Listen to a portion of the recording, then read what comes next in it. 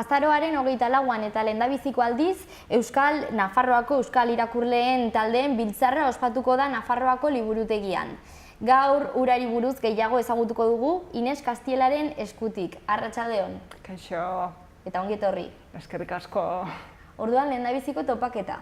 Bai, hau izango da lehendabiziko ospatuko dugun topaketa.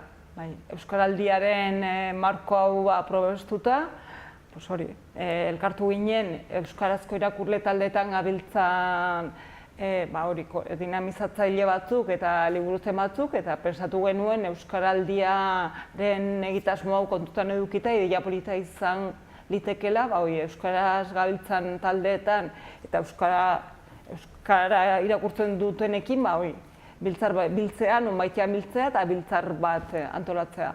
Eta horrela sortu zen ideia. Hori, bihar 23an hasiko da Euskaraldia eta hemen ere horri buruz hitz egin dugu, baina agian birgogoratuko dugu pixka bat. Bi rol daude, belarri prestaketa hau biziak. 11 egunetan zehar gauzatuko da. Bai, hori da. Bai, hau biziak, hau biziaren rola izango da,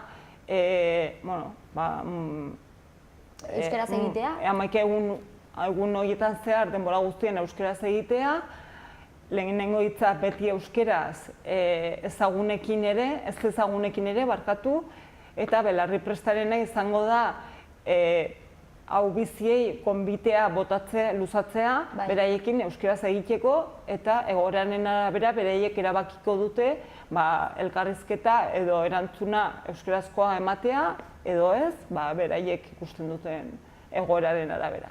Eta nola lotzen duzue hori Euskaraldiaren ekimena biltzar honekin? Iruditzen zaigu irakurzaletasunak euskararen erabilerari ere laguntzen diola, ezta? Euskaraz irakurtzen duenak suposatzen da euskara erabiltzeko erraztasun gehiago edukiko duela, ez? Bai. Eta gainera horren alde egiten duela, ez? Hoxe, baita. Euskara, azkenean, el pez que se morde la cola gazteleraz esaten dena, ez? Batak bestean ematen du irakurtzen duenak, erraztasun gehiago dauzka hitz egiteko. Eta hitz egiteko zailtasuna dauzkanak irakurtzen baldu, laguntzen dio euskararen erabilera hobetzeko ere. Orduan, batak besteari segitzen dio. Bai, eta erabaki bat dago, hori euskal literaturari bultzada emateko edo irakurle gehiago izateko, ez? Eta ere hizkuntzan hobetzeko irakurriz.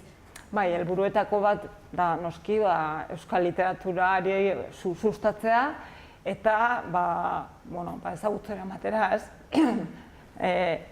Nafarroako gizarteak kasu honetan jakin dezala euskaraz idazten duten idazle onak badaudela eta gainera, Nafarroan baditugula euskaraz idazten duten idazleak sarituak izan direnak, sarituak izaten ari direnak, eta beraz, euskal literaturan Nafarrak ere bagarela nor.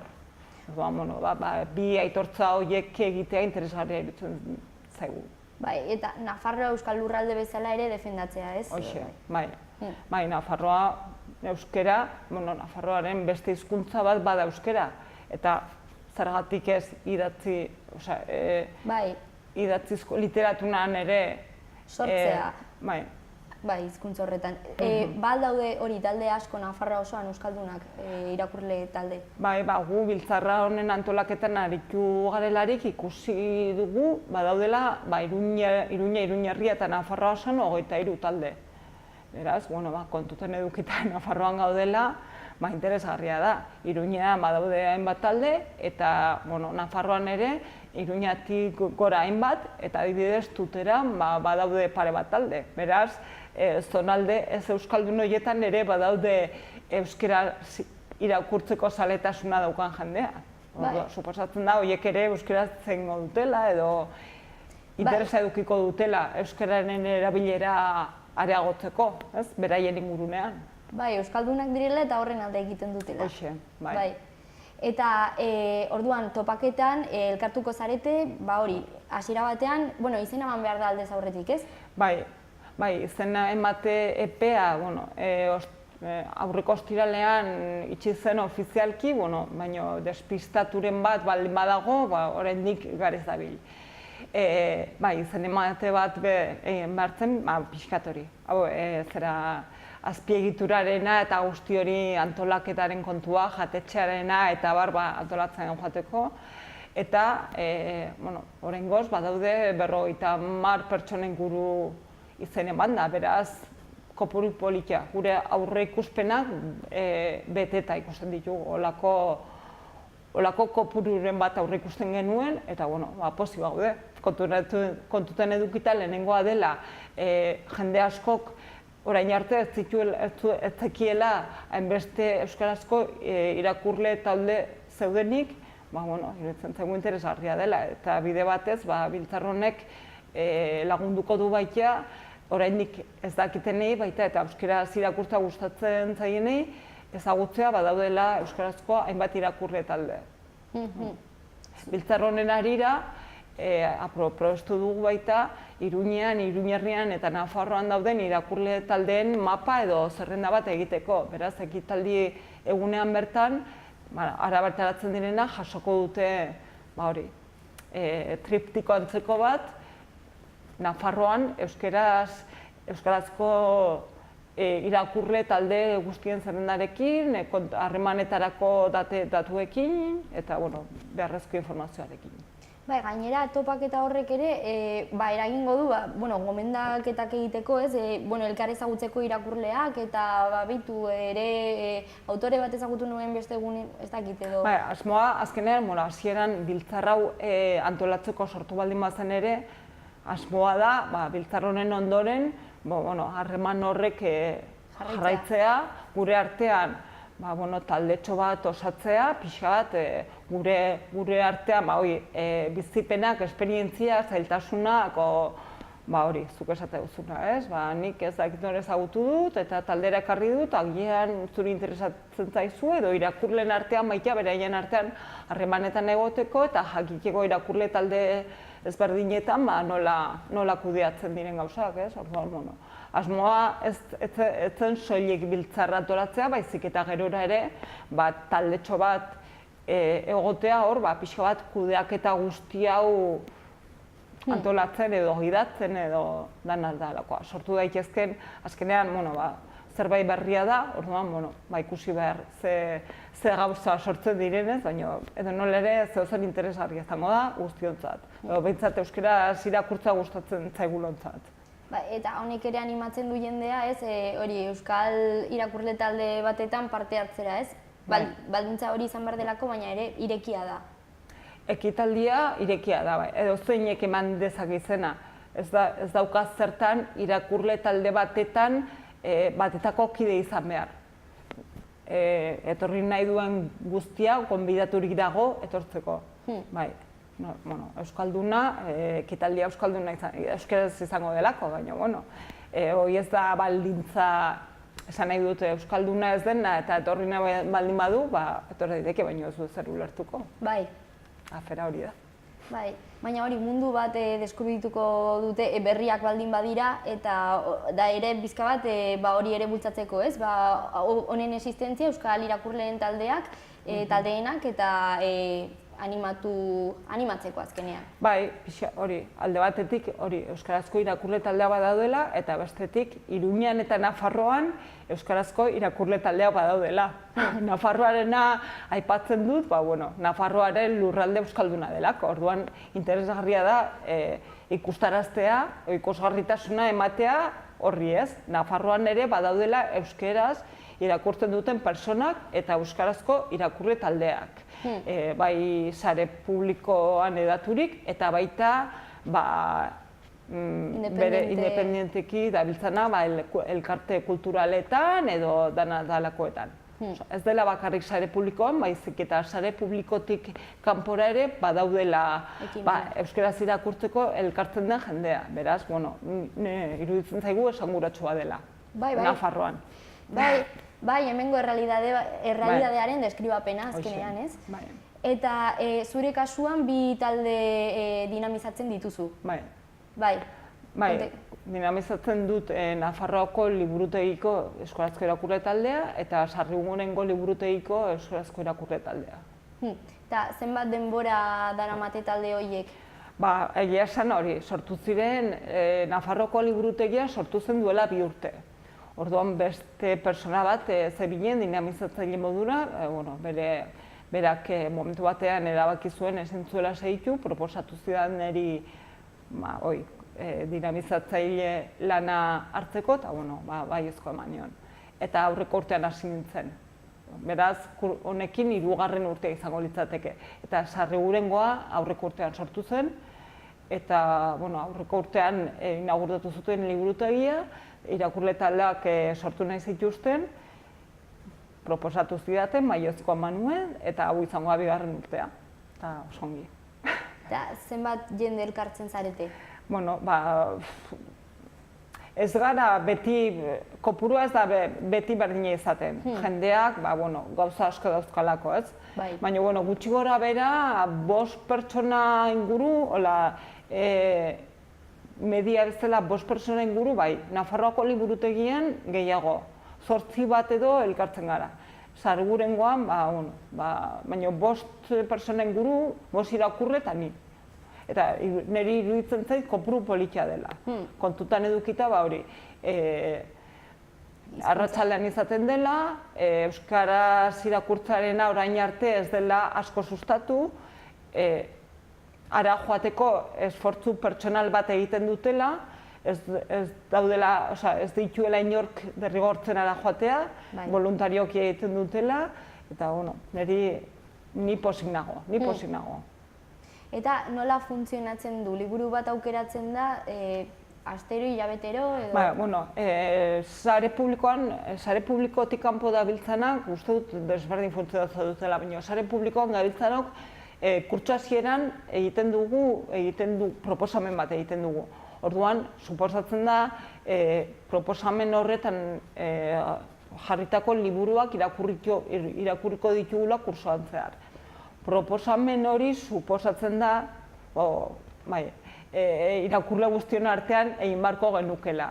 Orain arte nik proposatu ditut eta 2 urte hauetan nik proposatutakoak irakurri ditugun, nahiz eta egia, behar baldin badut, kursoan zehar baten batek proposatu zuen ea posible zen beste libururen bat irakurtzea, eta noski. Kontua ez da nik proposatzea liburuak, baizik eta guztion artean erabakitzea ze liburu nahi dugun irakurri. Beraz, nahiz eta aurretik erabakita egon ze liburu izango diren irakurri ditugunak, gero urtean zehar libururen bat nahiko bagenu irakurri, beti dago aukera aldatzeko. Eta ze irizpide jarraitzen dira? Orain arte, euskarazko irakurle taldeetan irakurtzen diren liburuak baldintza bakarra da euskarazkoak izatea. Zen daitezke euskal idazleek idatzitakoak edo euskarara itzulitakoak. Beraz, ni saiatzen naiz bietatik sartzen, generaldetik baita emakume idazleak eta gizonezko idazleak sartzen, eta, pixka bat, bi kriterio, bi irizpide nagusiak horiek dira.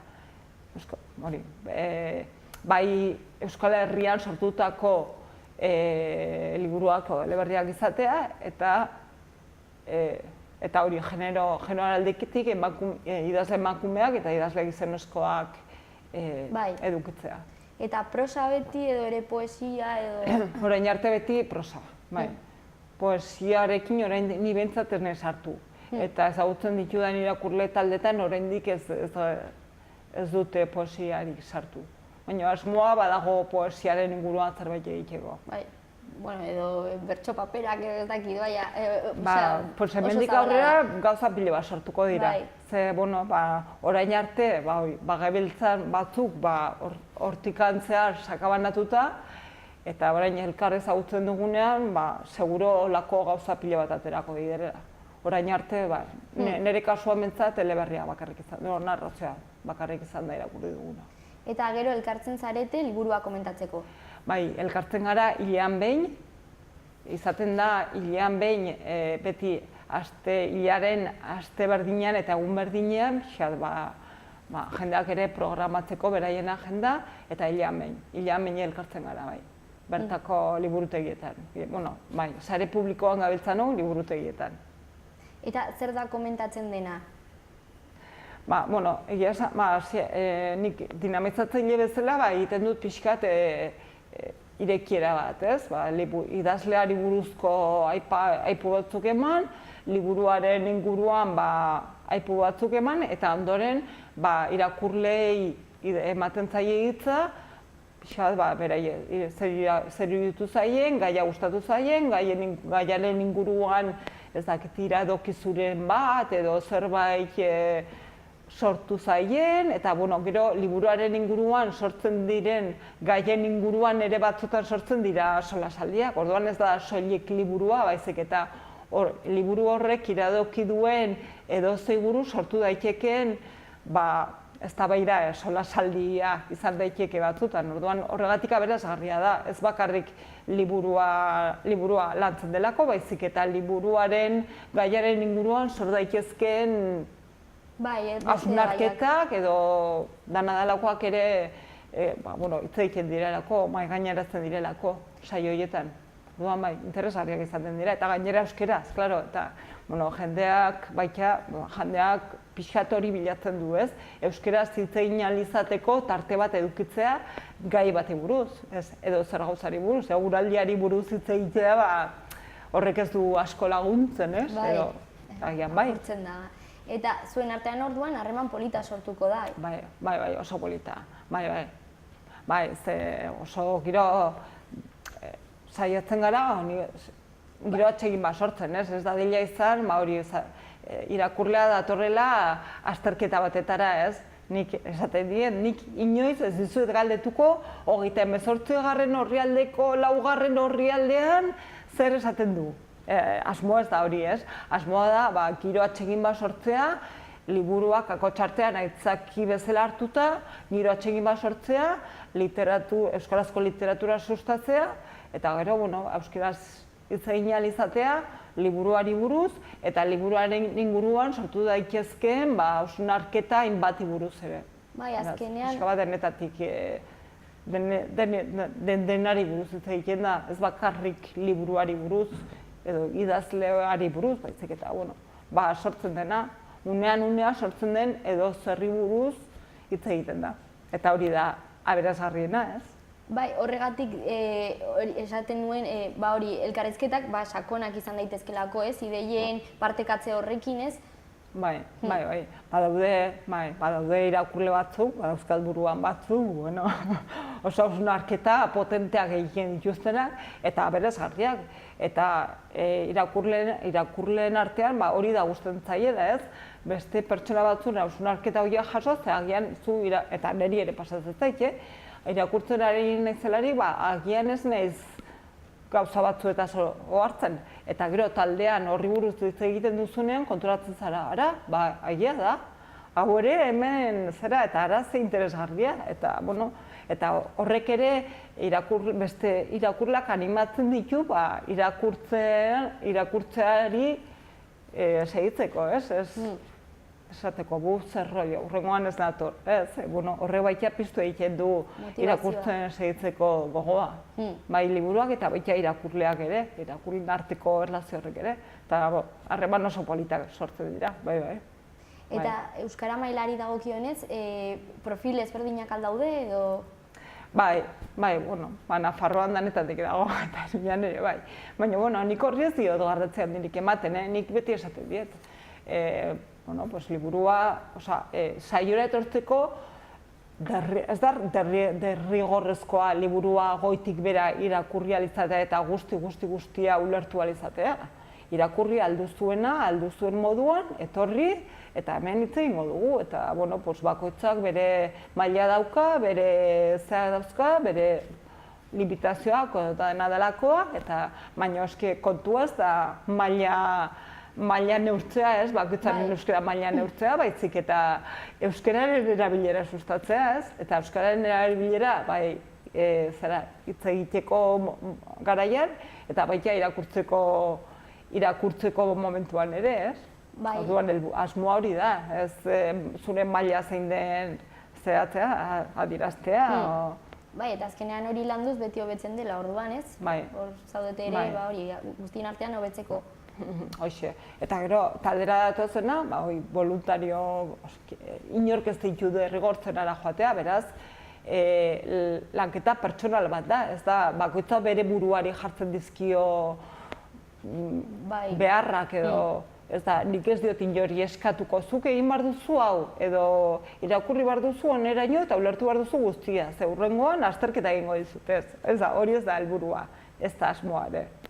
Orduan, irakurle berriak ezagutuko dituzue asteburu honetan, eta nola, orain dela zenbat hasi zineten guztia prestatzen, 23 talde elkartzea delako? Bai, esan, maiatza aldera izan zen, eta gainera izan zen, ideia, sortu zitzaigun ideia, irakurre talde mundu horretan eta liburuzain batzuen artean, Ateneoarekin harremanetan jarri ginen, Nafarroako liburutegiarekin ere laguntza eskatzeko, eta beraiekin elkarlanean antolatu ahal izan dugu, larunbatean ospatuko dugun biltzar hau, baina izan zen hori maiatzean pertsona batzuei sortu zitzaigun ideia Euskaraldia hau tartean egonda, politia izango litzateke euskarazko taldean dauden irakurleak euskaldunak direnez, marko hau egokiagorik ez dugu edukiko lako zerbait antolatzeko. Eta horrela, eta bai Ateneoak, bai Nafarroako Ateneoak, Nafarro Ateneoak, eta baita Nafarroako liburutegiak lagundu digute, elkarlanean antolatu dugu biltzarra. Eta gainera izenburuan ikusten da, lehendabizikoa jartzen duela. Horrek esan nahi du, hemendik aurrera pentsatzen zaudetela jarraitzea, ez? Gustatuko litzaiguke. Gustatuko litzaiguke nola ateratzen den lehenengoa. Ze, pixkat, kotxartean esperimentala izango da, ez? Azkenean, inolako azpiegiturarik gabe sortutako zerbait izan da. Elkartu gara, eta esan dugu, venga, zerbait egingo dugu. Baina ez genukan ezerrez, ginen pertsona partikular batzuk. Eta, asmoa litzateke, lehenengoa eginda eta ikusita emaitza zeintzuk diren, aurrera begira, olakoak egiten segitzeko. Eta nola gozatuko da zehatz-mehatz? Larun batean? Larun batean egongo da, egitaragoari dagokionez, harrera bat egongo da, Dori López Jurio etorriko da ordezkari instituzional modura ekitaldiaren irekiera ematera, eta horren Anabel Arraizak idatuko du zabiltzarra edo saioa, ondoren lehenengo bloke bat egongo da Nafarroako euskarazko idazleek egingo duten mainguru batekin, ondoren kafetarte bat egongo da, eta kafetartearen ondoren bertso literatura saio bat egongo da. Literaturaren inguruan pare bat bertsolari egongo dira, Xabi Terreros eta Sara Robles, Mikel Taberna izango da gai jartzaile lanetan ebiliko dena, eta literaturaren inguruan bertso saio bat antolatu dugu. Eta bukatzeko izen eman dutenentzako bazkaria baita egongo da. Bazkaria izango da Askartza jatetxean, San Lorenzo kalean, bertan bilduko gara lagun batzuk. Oso itxura ona, Bai, eta ahaztu zaitea aipatzea baita, ekitaldian zehar book trailer bat egingo dugula, 29 idazle nafar liburua oinarri hartuta, ez liburu hartuta, kontuta den edukita izenburua ere oso esanguratsua dela, 29 idazle nafar, euskarazko ez du jartzen, baina euskarazko idazleak dira, eta horrekin, eta saioan zehar hartutako imagin batzukin, book trailer bat grabatzen arituko dira. Orduan, hasiera batean antolakuntza lanetan ibili garenok parte hartuko dugu, baina gustatuko litzaiguke ara bertaratzen direnak ere parte hartzea. Beraz, hemendik gonbitea bota, etortzen zareten hori, book trail hortan parte hartzera. Gainera, hasieran esan duzu, euskal literaturari bultzada ematea da helburuetako bat, baina konkretuki ere hemen Nafarroan sortzen denari. Bai, euskal literatura, Euskal Herria erkidegoan, zabalduta dago, edo ez, baina Nafarroan ere bai. Nafarroan badaude euskaraz idazten duten hainbat idazle. Eta gainera saria jasotzen dituztenak, beraz, horrek esan nahi du, bagarela nor Nafarroan ere euskal literaturaren munduan, ez? Orduan horri ere aitortza bat egitea, edo ikusgarritasuna ematea interesgarria iruditzen zaigu. Eta gainera ere bertso saioa egongo dela aipatu duzu, eta hor ere ahozko literaturaren garrantzia hori ikusten da, ez? Baita. Eta gainera zehazki euskal literaturaren berezitasun bat da, bertsolaritza ez da, hemengo zerbait da. Bai, gainera kontutan edukita, euskararen transmisioa orain dela gutxi arte ahoz-ahozkoa izan dela, bertsolaritza izan daiteke pixo bat euskararen erabileraren sustapena egin duen arlo garrantzitsuenetako bat, ez? Eta gainera, kontutan hartu behar den beste gauza bat da, aurreko urtean, bertsolaritza Nafarroako ondare inmaterial bihurtu zela. Beraz, Nafarroan ere badauka bere garrantzia bertsolaritzaren zera horrek, ez da? Eta, Biltzar honetan baita bere lekua eman nahi diogu. Nik uste dut oso ekimen polita dela, eta lehendabizikoa, baina hemendik aurrera oso ongi prestatuta daukazu, orduan beraz erakargarria izan da eta seguraski baietz jarraipen izango duela, eta batez ere gogoak dituzuelako. Bai, gogoa, soberan. Ea ongi ateratzen den, eta bai gure asmoa da, hurrengo urtean berriz beste bigarrengo bat egitea, eta hurrengoan hirugarrena eta alik eta gehienak, ea posible dugun. Bai, tradizioa bihurtzea. Bai. Eta hori jendea gainera ezagutu dezala eta jakin dezala, holakoak egiten direla, gazteleraz edo beste hizkuntzetara egiten diren moduan, euskaraz ere lehenengoa egingo da, eta ea posible den gehiago egitea, eta hori, tradizioa bihurtzea. Korrika eta euskaraldia, eta ez dakiz izaten diren bezala, euskarazko irakurleen biltzarra. Nafarroa, pentsat. Eta ez dakit beste lurraldetan ez dakit gu egiten den edo ez, baina pentsat Nafarroan egin dadila. Eta orduan, hori, joan nahi baldin badugu, nahiz eta ostiralean bukatu izen ematepeaz, gurekin harremanetan jartzarekin igual nahiko izango litzateke. Kontutan edukia larun batean izango dela, beraz, bi egun besterik ez dira geratzen, baina badaukagu e-mail kontu bat, irakurleak@gmail.com, eta bertara idatzita, beraiekin jarriko ginateke harremanetan, edo bestela larun batean bertan, ara etortzen baldin badira, eta harreran persona bat egongo da izenak jasotzen, beraz, berari izena eman da eta ordenketa egin da, hori izango litzateke modua. Eskerrik asko Inez gurekin tartetxo hau egoteagatik. Eskerrik asko zuei, gonbiteagatik, eta gurekin mainaren berri emateko aukera emateagatik. Eta jarrituko dugu ekimena. Oso ondo, eskerrik asko. Hurrengora arte. Berdin.